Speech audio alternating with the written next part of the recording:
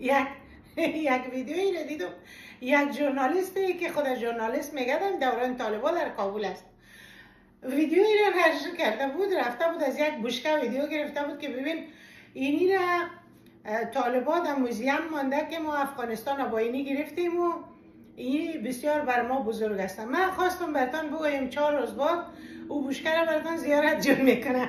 باور کنین زیارت جور میکنه، چون طالبان میگه ببین ما با گب ما کشور را نگرفتیم، با خوبی ما نگرفتیم، ما با این همی زیارت کشتیم افغانستان نگرفتیم، در حالی که گرفتنی وجود نداره.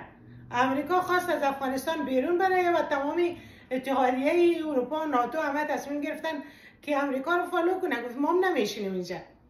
اگر امریکا بیرون نمیامد پدر طالبان امروز در افغانستان حکومت نمیتونست. حکومت با چپلی با پایلوش